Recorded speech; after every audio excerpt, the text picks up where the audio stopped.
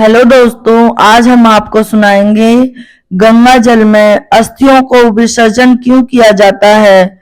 अगर आप हमारे चैनल पर नए हैं तो प्लीज हमारे चैनल को लाइक करें, सब्सक्राइब करें और शेयर करें। सनातन धर्म में मां गंगा को मोक्षदायिनी कहा जाता है। ग्रंथ पुराण में बताया गया है कि गंगा के स्नान के मात्र से सभी तरह के पापों से मुक्ति मिल जाती है। माना जाता है कि पृथ्वी के अलावा मां गंगा के दो धाराएं आकाश गंगा और एक पाताल में बहती है। हमारी संस्कृति में कोई भी शुभ कार्य गंगा के पवित्र जल के बिना संभव नहीं हो पाता। बच्चे के मुंडन से लेकर मृत्यु के बाद मनुष्य की अस्थियों तक को गंगा में प्रवाहित किया जाता है। मृतक की अस्थियों को धार्मिक दृष्टिकोण से फूल कहा जाता है। जहाँ संतान फल है, वहीं पूर्वजों की अस्थियां फूल कहलाती हैं। गंगा जल में अस्थियां का विसर्जन इसलिए किया जाता है। हिंदू धर्म में व्यक्ति के जन्म से लेकर मृत्यु तक 16 संस्कार बताए गए हैं। इनमें सबसे आखिरी संस्कार मृत्यु के बाद किया जाने वाला अंतिम संस्कार है। इसकी गरुड़ पुराण में एक पूरी विधि बताई गई है। इस विधि में मृतक देह संस्कार के बाद उसकी अस्थियों को गंगा में प्रवाहित करने का विधान भी है। इसके पीछे धार्मिक कारण तो है ही, लेकिन एक बहुत बड़ा वैज्ञानिक कारण भी है जो इस पूरे संसार के लिए आवश्यक है। तो जानते हैं। गंगा को सभी तीर्थों में परम तीर्थ और नदियों में सबसे श्रेष्ठ नदी माना जाता है।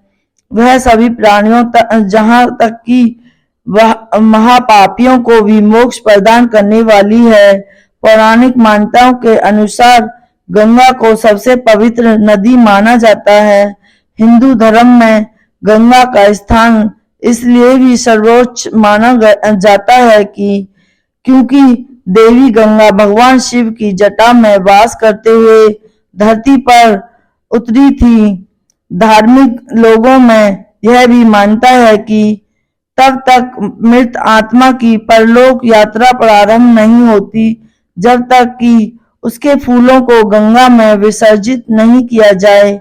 गंगा में अस्थि विसर्जन के महत्व मनुष्य पुराण में श्री कृष्ण ने बताया है। राजा भगीरथ के प्रयासों से गंगा के पृथ्वी पर आगमन के समय श्री कृष्ण गंगा स्नान का महत्व बताते हैं। इसी प्रसंग में वह गंगा से कहते हैं कि मृत व्यक्ति के सब बड़े पुण्य के प्रभाव से ही तुम्हारे अंदर आ सकता है।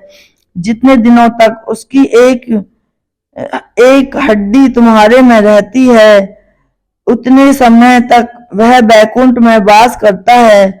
यदि कोई अज्ञानी व्यक्ति भी तुम्हारे जल का स्पर्श करके प्राण त्यागता है तो वह भी मेरी कृपा से परम पंथ का अधिकारी होता है।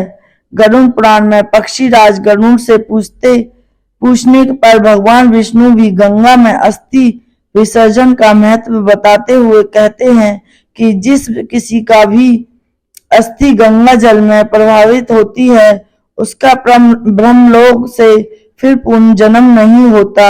मनुष्य की अस्थि जितने समय तक गंगा जल में रहती है उतने समय तक वह स्वर्ग लोक में रहता है। इसलिए माता पिता सहित परिवार के सदस्य के मृत्यु के बाद उनकी अस्थियों का विसर्जन गंगा में जरूर करना चाहिए। एक दिन माँ गंगा भगवान नारायण से मिलने उनके वैकुंठ धाम गई। तब उन्होंने श्री हरि से पूछा, हे प्रभु, व्यक्ति मेरे जल में स्नान करने पर सभी के पाप नष्ट हो जाते हैं, लेकिन मैं इतने पापों का बोझ कैसे उठाऊंगी। तब भगवान नारायण ने कहा कि आपके जल में जो भी साधु संत और अच्छे लोग स्नान करेंगे तब आपके अंदर समाये हुए सभी पाप नष्ट हो जाएंगे और आप हमेशा के लिए पवित्र पावन बनी रहेंगी। पृथ्वी पर जो भी इस नदी में डुबकी लगाएगा उसको मोक्ष की प्राप्ति होगी।